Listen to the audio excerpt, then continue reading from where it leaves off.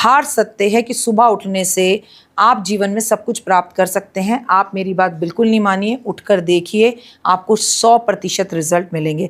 अब लेकिन उठने का मतलब नहीं फ़ोन हाथ में ले लिया, रील्स देख रहे हैं राखी जी की या किसी और की। उठकर भगवान से जुड़िए, सूरज को जल दीजिए, नमस्कार कीजिए, मैनिफेस्ट कीजिए, नंगे पैर पार्क में वॉक कीजिए, अच्छी अच्छी बातें बोलिए, अच्छी अच्छी बातें लिखिए, भजन सुनिए, आरती करिए, सुंदरकांड का पाठ करिए। ओए होए, आनंद आएगा। प्रेडिक्शन पे भी बात करेंगे, लेकिन उससे पहले भी अपनी चर्चा की अपनी शादी को लेके कि आप दोनों अलग अलग उससे बिलोंग करते हैं जी।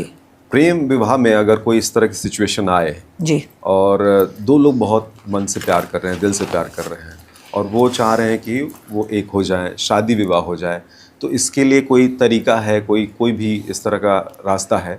सबसे पहली बात तो अब तो वो ज़माना ही नहीं रहा कि पेरेंट्स नहीं माने। पेरेंट्स कहते हैं बस बच्चे जिसमें खुश हो हम खुश हैं। लेकिन फिर हम ऐसे भी हत्याकांड देखते हैं जहाँ लड़की कहती है कि मैंने अपने हस्बैंड को बाहर से इसलिए फेंक दिया क्योंकि मेरे पेरेंट्स नहीं माने। तो कहीं ना कहीं फिर भी हम वहीं पर अटके पड़े हैं। तो मैं आपको बोलूँगी, जिनसे आप प्रेम करते हैं पहले ही ये बात समझ लीजिए कि अगर धर्म जाति घर में है कि भैया हम दूसरी कास्ट में नहीं करेंगे, तो उस चक्कर में पड़िए ही मत। पहले ही अपने प्रेमी को बोल दीजिए ये हो नहीं सकता, देखेंगे कर लेंगे, वहां तक जाना ही क्यों। दूसरा, अपने पेरेंट्स को सच बोलिए, प्रैक्टिकल चीजें करिए। ज्योतिष ये नहीं कहा काली मिर्ची उठाओ पेड़ के नीचे डाल दो, नहीं, पहले प्रैक्टिकल चीजें करिए ना। आप अपने पेरेंट्स को भी सच बताइए, अपने लवर को भी सच बताइए। अब इस देश में हिंदू मुस्लिम की शादी नहीं हो सकती, वो मुश्किल है, तो भैया उस तरफ जाना ही क्यों, पहले क्लियर करिए। और पेरेंट्स भी अपने बच्चों को पहले बोलते कि हमें लव मैरिज से कोई प्रॉब्लम नहीं, ये धर्म में हम शादी नहीं कर सकते, तो यहाँ मत आना। बच्चे का माइंड सेट होगा। दूसरा, अगर आपको प्रेम विवाह करना है तो अपने प्यार पे आपको भरोसा होना चाहिए और आप दिल से बोलिए, क्या आज बच्चों को अपने प्यार पे भरोसा है?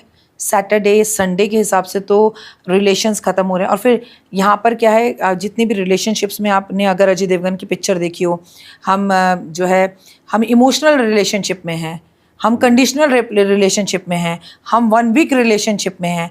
मतलब उन्हें मालूम ही नहीं, तेरे प्यार तो एक ही होता है, ये कौन सी वाली रिलेशनशिप्स चल रही हैं। अगर आप सच्चा प्यार करते हैं तो नो डाउट 2025 में मुलाकात करने में या मिलने में कोई प्रॉब्लम नहीं है। लेकिन अगर जातिवाद की प्रॉब्लम है तो मैं कहूँगी हाँ, भारत में आज भी हैं, तो फिर ऐसे काम करिए ही मत। अगर आपकी फैमिली इंटरकास्ट मैरिज के अगेंस्ट है तो मत जाइए। और फिर भी अगर कोई राधा कृष्ण की पूजा करें, ठीक है, मैनिफेस्ट करें। मैनिफेस्ट में बड़ी पावर है, आप करके देखिए, अपने पेरेंट्स को मनाइए। लेकिन एक बात ज़रूर कहूँगी, हृदय तोड़कर किसी के हृदय को पाना ये कभी सक्सेस नहीं हो सकता। माँ बाप के दिल को दुखाकर जो बच्चे शादी करते हैं वो सुखी नहीं रहते। इसीलिए माता पिता का हृदय मत दुखाएं, भाग कर शादी ना करें।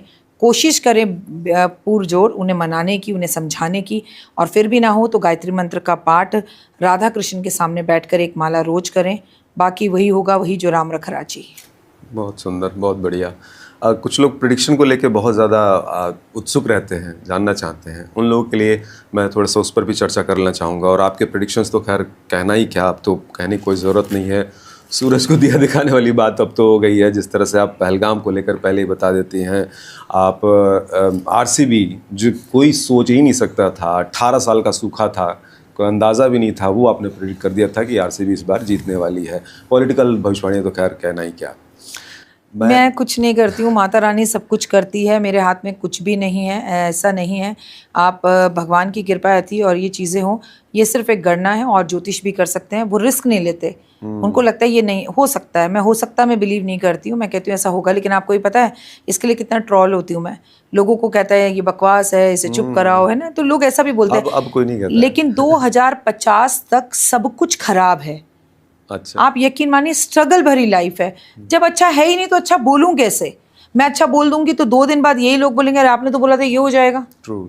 जब कंडीशंस जो है, जो ये जो समय चल रहा है ना, ये बड़ा ही खतरनाक है, बीमारियों को लेकर, रिलेशंस को लेकर। तो मुझे गलत बोलने की जगह पर वेट करो, अगर ऐसा ना हो तब मुझे बोलो। सही बात है। क्योंकि अगर मैं आपको बता रही हूँ तो मैं उसके उपाय भी तो बता रही हूँ। प्लीज़ ऐसा करो, छोटे छोटे सामूहिक पूजा पाठ करो, प्लीज़ किसी के लिए गलत मत बोलो, दिल मत दुखाओ किसी का। तो क्यों बोल रहे हो? बोलना तो छोड़ो, लिख रहे हैं, लिख कर अपने कमेंट्स अपना गंदा क्यों कर रहे हो? अपना कर्म क्यों खराब कर रहे हो? श्री कृष्ण भगवान ने द्रौपदी को महाभारत के युद्ध में पहले ही बता दिया था, युद्ध तो तुम जीत जाओगी पर अपने 5 पुत्र को हार जाओगी। तो क्या करे द्रौपदी? श्री कृष्ण भगवान को अपशब्द बोलना शुरू कर देती, ये युद्ध रुकवा दो, माधव तुम गलत कर रहे हो, मेरे पुत्र, एक माँ को आप बता दो कि तेरे 5 पुत्र मरने वाले हैं, रोक पाए कृष्ण? मुझे कहने से कुछ नहीं होगा। प्रत्यक्ष को प्रमाण की जरूरत नहीं है, आपको खुद दिखाई देगा। बिहार इलेक्शन पर थोड़ा सा बात कर लेते हैं। 22 नवंबर को जो है वहाँ कार्यकाल खत्म हो रहा है जी। नीतीश तेजस्वी इनको लेकर कयास लगाए जा रहे हैं, आप क्या कहना चाहेंगे इसको लेकर? बिहार में बीजेपी तो आ सकती है, लेकिन नीतीश कुमार मुख्यमंत्री बनते मुझे उनकी कुंडली से नहीं दिखते जो नेट पर है, पहली बात। और दूसरी बात, मुझे सत्ता बदलती हुई भी दिख रही है। ऐसा भी हो सकता है कि बीजेपी वहां आए ना, लेकिन आए या ना आए, बीजेपी का ना बिहार में बहुत जबरदस्त वाला जो है ना मतलब कांटे की टक्कर, बीजेपी आ भी सकती है और नहीं भी आ सकती, मतलब बहुत कांटे की टक्कर का रहेगा। 50-50 के चांसेस हैं, वहां पर सत्ता बदलने के चांसेस दिखाई देते हैं और वहां पर बीजेपी के नहीं आने के चांसेस ज्यादा दिखाई देते हैं, आने के दिखते हैं। बीजेपी आई तो भी मुख्यमंत्री तो नीतीश कुमार नहीं बनेंगे।